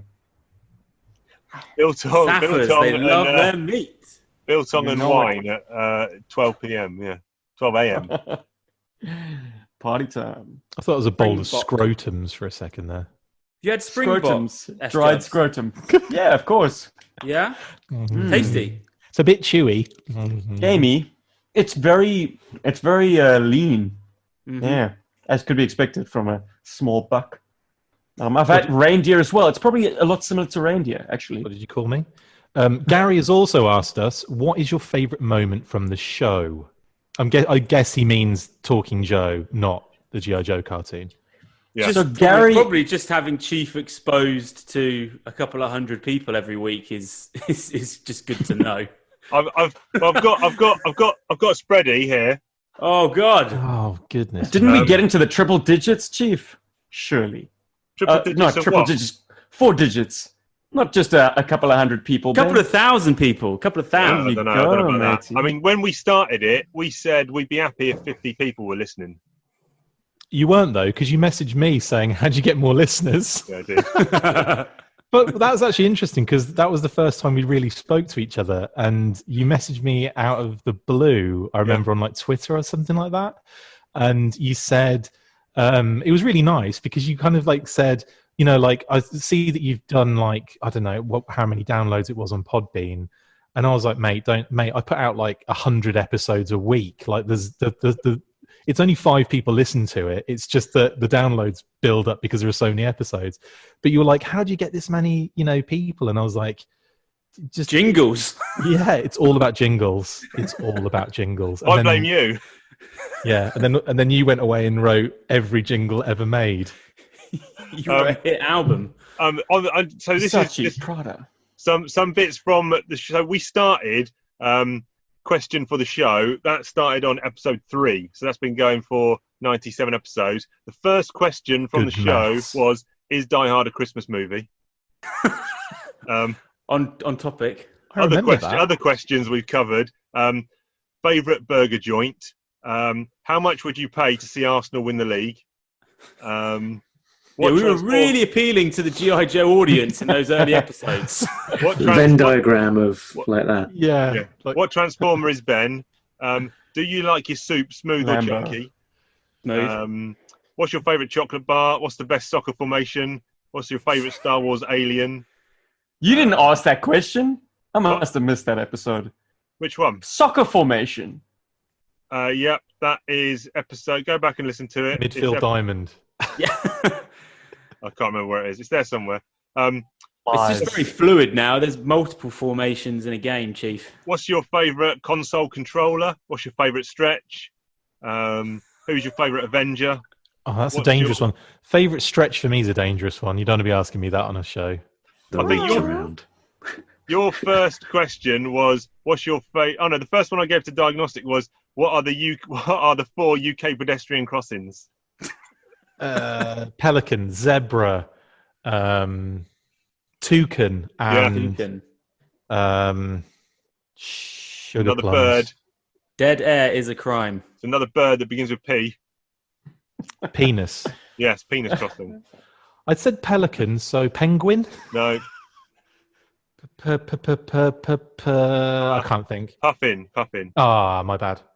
What's your favourite way to cook a potato? I'll tell you what, there's another one here. What's the most satisfying stretch? So I gave that to Ben, and then I must have forgot, and I was desperate for another answer. So I gave it to It's Chris the big again. questions, isn't it? You know.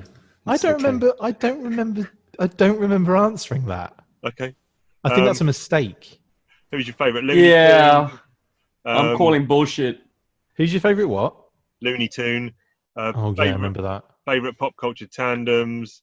Random. Oh, there's one random comic ad questions where I just forgot to write a question, so I just opened up a random comic book and gave you some questions. It was like a half an hour And then it gave rise to a jingle, didn't it? It was just half an hour segment of Chris just trying to name basketball playing cards, trading cards. I remember that was fun, man. I used to love that. Comic talk. Oh, comic talk. Stop. Rewind, selector. It's comic talk, but not as you know it. I'm asking Chris questions. Let's hope we don't blow it. I found some ads in this comic I'm reading. Chris's brain is working overtime. I think you hear it bleeding. NFL and NBA trading cards. He's digging up answers like bodies in graveyards, cereal, candy, and video games. His knowledge is good. Is it as good as he claims? Can he name the X-Men or even the Avengers? Landing answers like right hook might need some dentures. If you don't like this segment, you best take a walk because it's comic ad talk within comic talk. The audience didn't, but I absolutely loved it. No.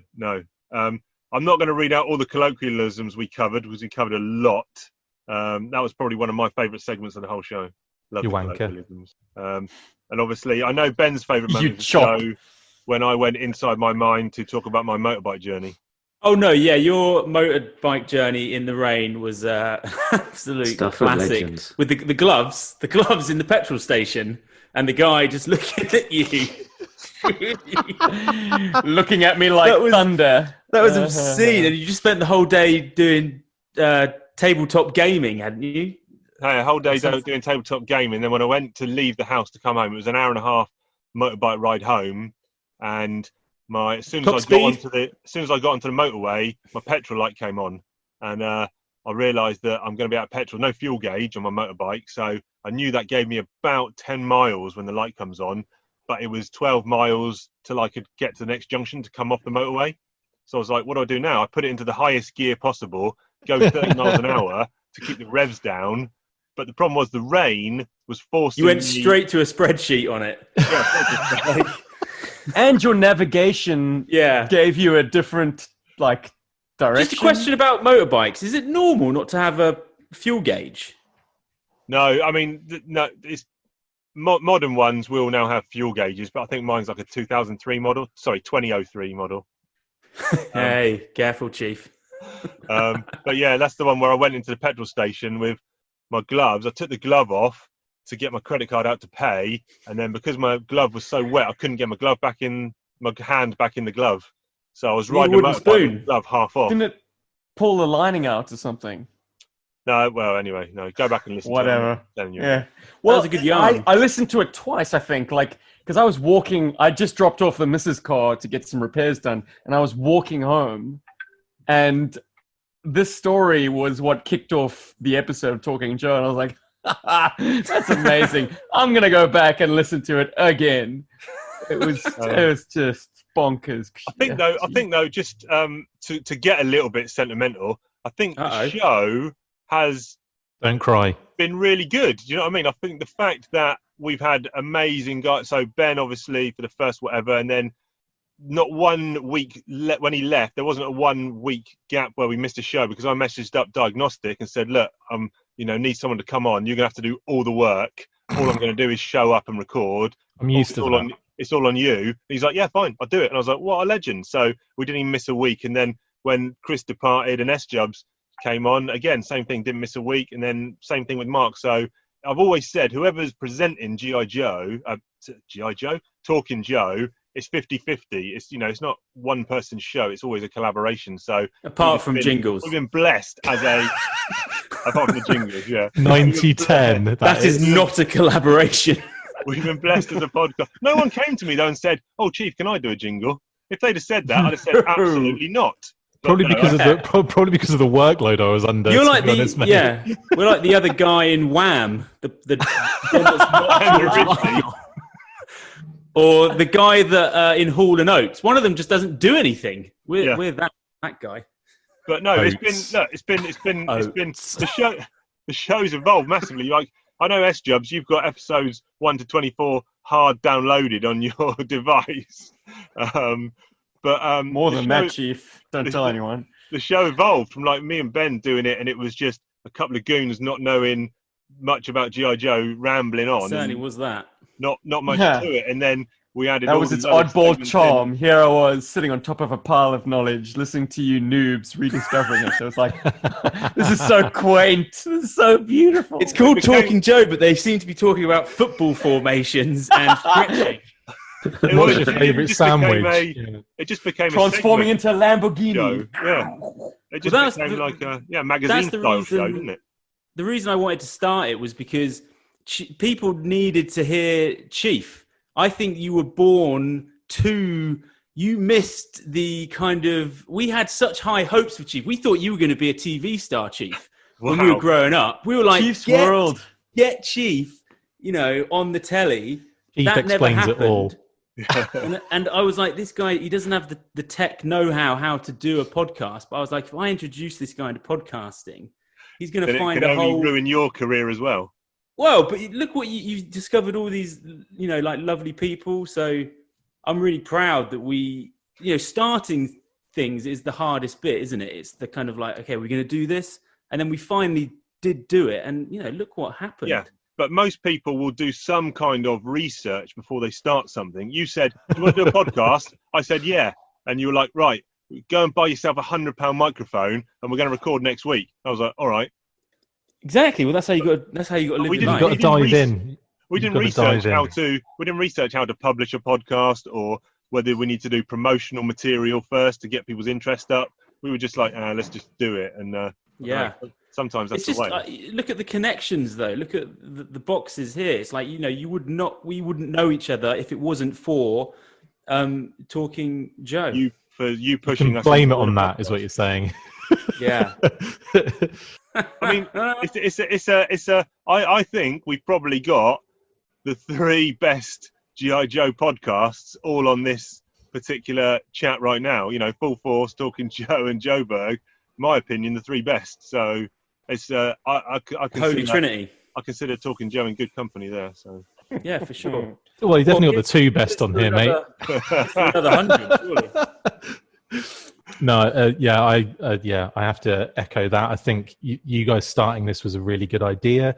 I was happy to jump on because I thought I saw what it was like and thought it was really cool to kind of maybe contribute towards, and loved every second of doing what I did. And unfortunately, I had to bow out for just having too much on. Really, just I couldn't keep going with it. And then thankfully, Steve took over and did a great job, and then similar things happened, and now Mark's taken over. Mark, how are you finding it at this stage? Yeah, it's a good question. Great question. After all these trailblazers have been before you, how are you finding it settling in? Yeah, I mean, standing on the shoulders of giants, obviously, but I think we've all got our own personalities, our own take, and own thing to bring to it. So. But yeah, well, obviously, I've come from a position of just sort of listening to it and enjoying it for that much longer, whereas just you guys just were a bit more thrown into it, kind of as just a new experience. But yeah, I've obviously got the 3 of you guys to sort of hold up. You knew all the mistakes that had been made. You could learn from all of that, couldn't you? Yeah. Well, I tapped up Mark because I knew Mark prior to, obviously, Chris and S-Jubs. I didn't know prior to them coming on the show. I was friends with Mark anyway, and I had tapped him up saying, when Chris was thinking about stepping down, I said, I might need someone to help and pitch in to help out. And Mark was like, yeah, I'll be up for that. And then, of course, no, that's when Ben dropped out. And of course, I got Chris instead. And then when Chris was going to drop out, I said to Mark, I might need your help to come on and co-host. And you then kept teasing him. You horrible git. Dangle that carrot. Damn, son. Yeah, he was like, And yeah, then no, when don't you- worry, I've got someone better. It's fine. And then when he ran out of options, no, that's not fair. No, it was more based on the fact that Chris and S-Jubs were I'm not going to say willing, but were were skilled editors and were able to do that side of the work. Whereas I think me, yeah, they volunteered to do the hard work. It was you and me to Mark, so that side of it. So yeah, there you go. Well, if we're getting sentimental, when I first discovered Talking Joe, I said to myself, I want to be friends with those guys. They sound like really great stand-up guys. I love the banter. I love the chemistry between them. I want in. How do I do that? Oh, you got in. After ignoring all my DMs. finally, in Chief's hour of need, he was like, yeah, okay. Did I ignore your DMs? I think I tried. Maybe it was I on didn't ignore your DMs. No, I know. I'm drumming it up for dramatic effect. You slid into Forgive my me. DMs. I am an slid right in there. When it was evident that Talking Joe might go on a hiatus because Chief was, on his ace again, didn't know how to edit a podcast, I was like, okay, you want to talk some Joe, bro? Well, how about tonight? And I like how Steve, you were all like, I did it to be friends with you guys, and I'm like, I was just looking at the paycheck the whole time. I'm just thinking, Never came. I'm sure I'm going to get paid for this at some point, and it never happened. And that's why I left. I'm like, I can't do this anymore for free. Jeez, bro, I'd love to see your invoice for your billable hours. I mean, oh my god, podcasting guys, we sink a lot of time. But it's for the love. I said right? to Chief the other day, I was like, if you want to start Out of Timers again, I was like, I'm going to get an intern. I'm going to pay an intern. Well, professional podcasters absolutely do. You get to show up for the fun stuff, do a little bit of show prep, because you don't want to be a complete arsehole when you're on the air. But someone, you hand it off to someone else, and then magically it appears in people's Chief, podcasts. was that you I was talking to, or was that Emma? About the intern. You mentioned getting one intern, I think, yeah. 16-year-old, yeah, minimum wage. Yeah, they'd be well out. They'd do it for free, wouldn't they? Or not? All those shows. Experience. Yeah. Read these 155 comics and then put cliff notes. How much do you weigh? This is just for Chief's spreadsheet. This is for a spreadsheet. What's your wingspan? It's for a spreadsheet. Who would win in a knife fight? It's just a spreadsheet. Who would win in a knife fight? That's great. Yeah, maybe they wouldn't do it for free, but minimum wage. Speaking of knife fights, though, Gary also asked, for each host, what is your most memorable or favourite example of ninja bullshit? Yeah, Joe. Oh, that's actually my favourite jingle. Ninja bull, it's all the time. G.I. Joe and Ninja bull. That was because that's weird. It's yours. You have got one. You have got one. I've got one. Yeah. 99 to 1 is the ratio of jingles. Yeah. 99. Ninja bullshit. Off the top of my head, I don't know. I've probably expunged most of them from memory. I know which one mine is. It's the latter part, quarter of the series, and Snake Eyes, I think, does a flip from they're on Paralyzer tank. Yes, and he flips off one onto another one and performs the Arashikage mindset in a split second, and everyone's cool. And it's just like bang, bang, bang, and I was just like, hang on a minute, that was a little bit NB, that was, but yeah, that's mine. How about Firefly doing Go-Go Power Rangers by creating a pyramid of red ninjas and being the Scorpion.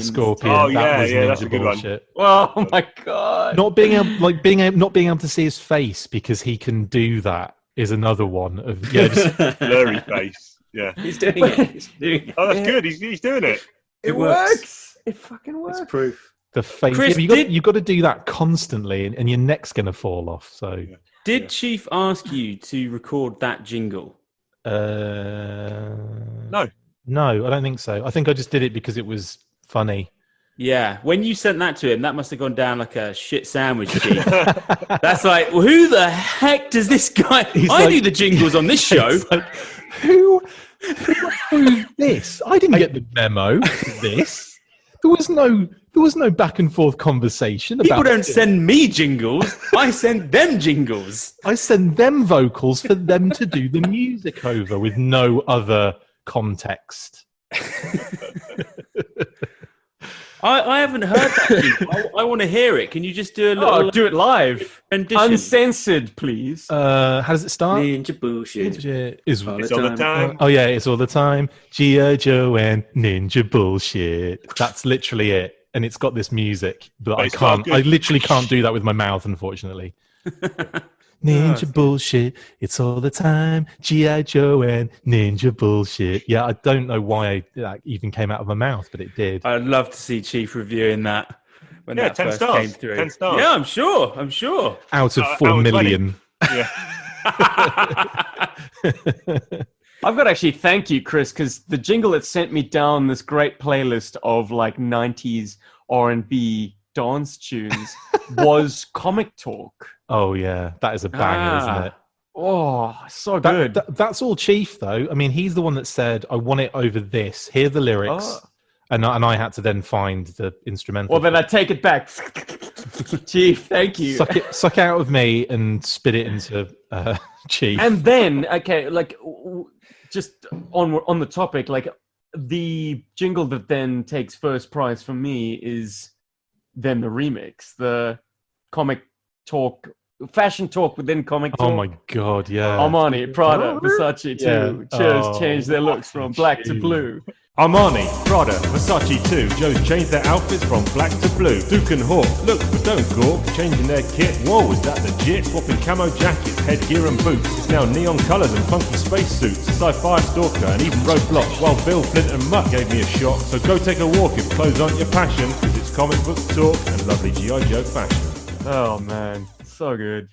Well done, sir. Absolute bangers. Yeah. I mean, just in case anyone needed to peer behind the curtain of this podcast, yes, Chief, you are just a jingle creating machine. It's all you, baby.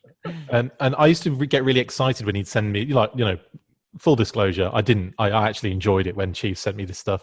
But he sent me a message, an email, and it would be like, the email would be like some sort of generic title. It wouldn't have, it would be like, you know, unnamed one or something, whatever it was. And I'd listen to it and I'd be like, this is absolute gold. But I tell you what, I had to do a lot of editing because Chief can churn jingles out and vocals out, but he cannot keep time to save his life. Because a lot of the time I'm writing and then singing them without the actual backing track behind me. I'm trying to in my head think this is the time of it, and it's clearly not. And I'm like, yeah, cut that, move that over there. Oh Honestly. yes, you've done that with him too. I've done that, Chief, with you when we did Out of Timers, and we for some reason we just started singing songs at the beginning. Oh my god, I was having to like drag your vocals all over the place to make it fit. So good. I even infiltrated the Out of Timers with jingles as well, didn't I? Yeah, mate, you infiltrate everything with jingles.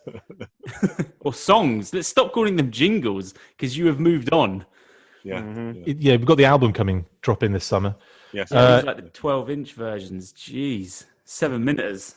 Grabs, I'm not sure if that's a human or just something you've written on the email, sent us a couple of questions. One saying, there are notable differences between the G.I. Joe comics and cartoons. Which differences do you personally like better in the comics and cartoon? I have to swerve this one because I'm not a cartoon aficionado, but I know S-Jubs and Diagnostic, maybe even Mark will have an opinion here. I think I'd take Mutant Snake Man over Used Car Salesman any day of the week. I think possibly what the cartoon did was it juggled that cast quite well. That they fleshed out a lot of that core cast. Yeah, it wasn't the 6 Degrees of Separation from Snake Eyes show. Mm-hmm.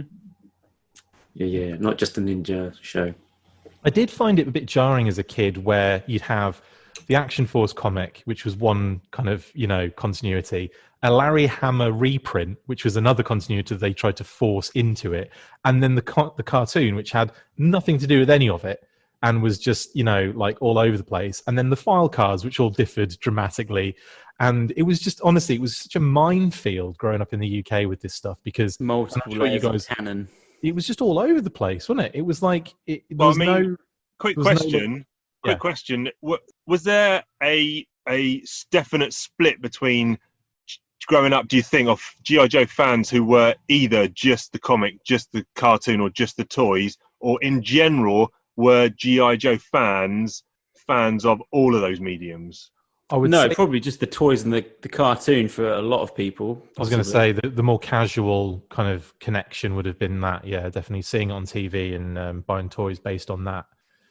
Comics would have been still like kids would be buying them, and they would have been easier to get hold of back then anyway. Like, they'd have been in grocery stores and all sorts of stuff. It wouldn't just be the comic shop that sells your comics. Because there was a point where G.I. Joe was like literally the number one selling toy, the number one syndicated cartoon, and the number one selling comic.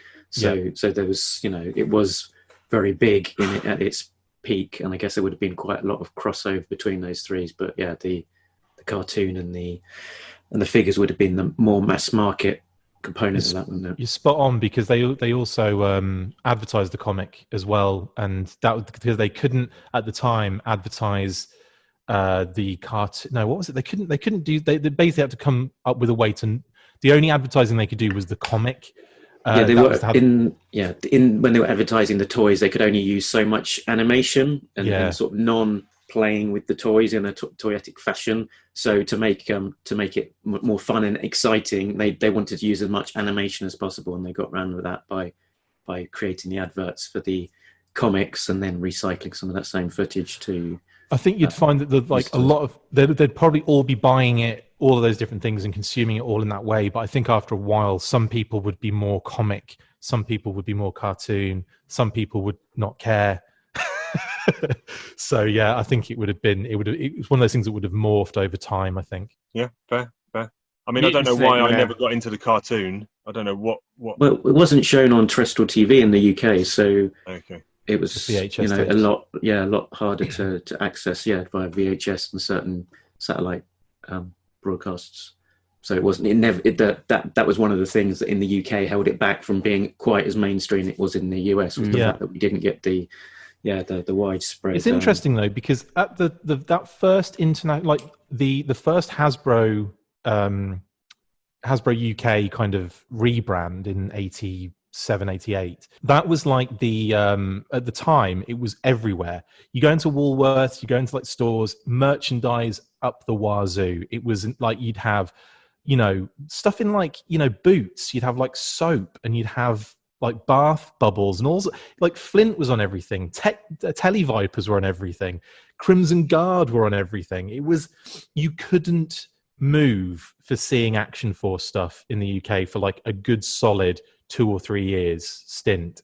So it was massive, and I think, like you say, if it had been on syndicated television, it would have probably taken it through the roof. And still don't know why it wasn't. Like, I don't understand why it wasn't. It ended up on like Cartoon Network, and it ended up on like another like Boomerang, maybe like further down, like in like the latter stages of the whole thing. So it's really weird that we didn't get it on TV as kids. Yeah. Now I know S-Jubs, you'll probably say yes to this, but is G.I. Joe, that line of toys, the greatest toy line ever made? How can it not be, Chief? Come on, buddy. You're asking the wrong and right people at the same time. Yeah, correct. Really? Yeah. Obviously, but objectively, can you say it is the greatest? Objectively, you definitely can't say. Well, let's boil it down to its component elements. Let's talk about scale. Which scale is the perfect medium where you have interplay between your protagonist, a fully posable avatar of yourself that you can kind of imprint character into? He's big enough to pose, he's big enough to have conversations and things to happen to him and to react to things, but also at the same time, okay, excuse the different toy line, but I mean, the scaling to vehicle works. It works. I mean, within this scale, you can get things as big as the flag, a nominal aircraft carrier. Yeah, it's not correctly, accurately real world scaled. But it's not bad though, is it really, when you think about it? You can land a Sky Striker on the deck, okay? Yes. The play pattern is just, it is what you want to make of it. Take Transformers, for example. Scaling's all over the place. Yeah, it's all over the play the pattern. the play pattern doesn't ever sort of boil itself down to the unit, which is you, which is your placeholder. It's always about giant robots doing battle. I mean, where do you take that? How do you ensure longevity of that? G.I. Joe has so many different permutations within its play pattern. And the world building is so great. You know, of course, you got the heavy hitters like a Defiant Launch Complex, a USS Flag, and a Terradrome, to name but the Holy Trinity. But you've also got small dio pieces like a rifle range and a checkpoint alpha with a clipboard. Okay, so at every level, at every price point, there is suspension of disbelief. There's a narrative. It cannot be beat. It will never be beat.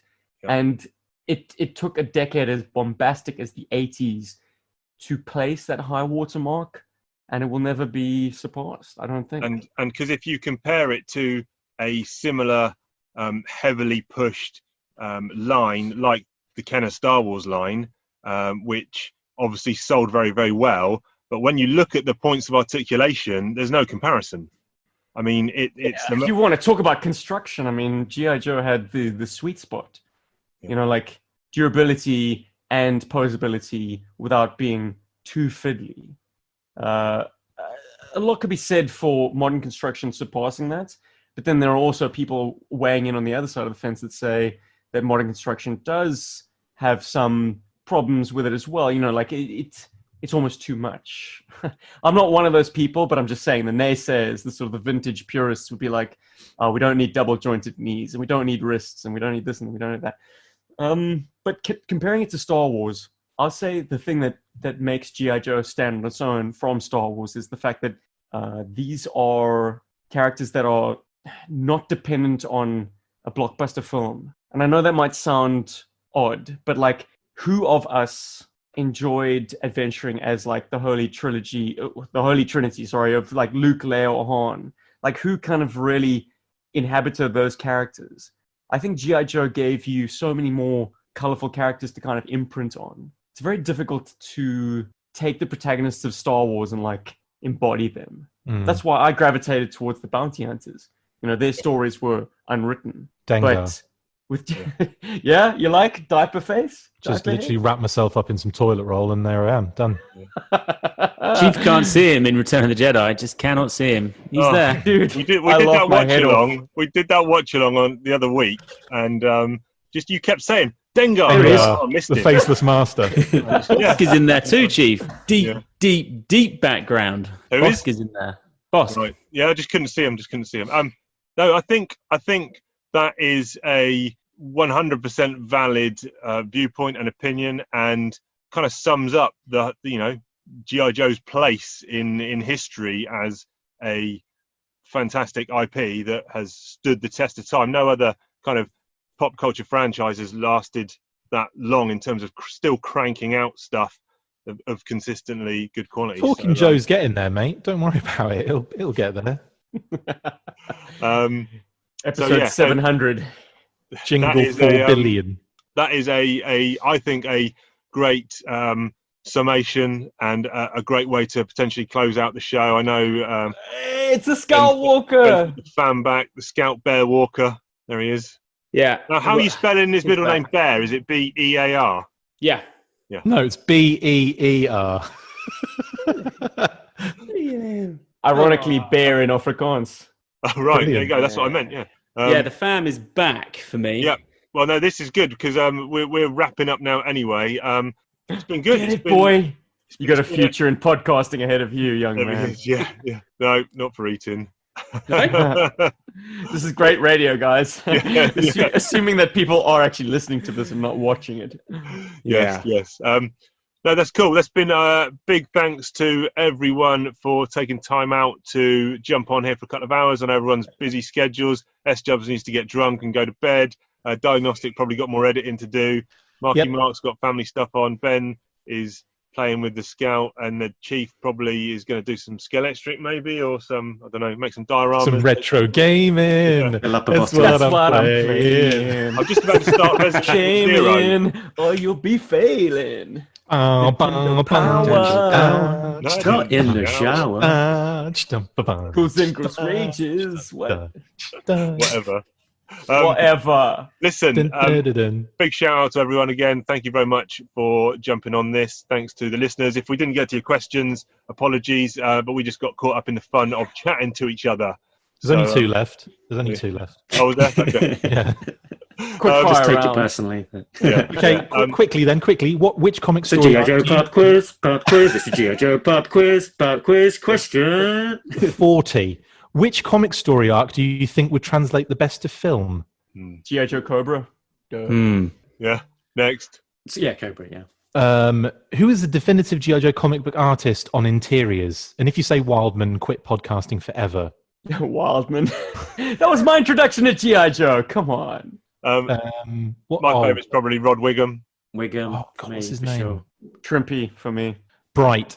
Oh, good choice. There you go. Do you remember any artists, Ben? I do not, UK. No Action Force UK artists. Come on, guys. Well, if we're talking Action Force, this is G.I. Joe comics, isn't it? But Action Force, I would have to say Kev Hopgood for me. I love Kev Hopgood. Is just and Jeff Senior, brilliant. And Banyo for me. Oh, Vanyo, Battle Action Force, baby. Nice. It's a three-way split. You guys can have it. You can have each. Nice. And finally, well, actually, no, that's it. That was it. Yeah, that was the two questions. Good, very good. We've been talking Joe. And we're all out of Joes. Catch us next week. Issue. No, I can't even. What's the word? Episode 101. 101. We're covering. Mark, what issues are we covering? I can't remember. Something like 2, 5, yeah, them. 4. Them issues. 253 and 254. Thank you. 254 and 255. What? Yeah, I think that's right. Whatever. 4, 4, and 5, 5. You're not even listening anymore, S-Jubs. 4, 4, 5. Oh, you cut me deep. Of course I'm listening. Shit. Right. We've been talking Joe, and we're all out of Joes. It's all said and done. Laters. We'll catch you down the road. Bye. Wicked.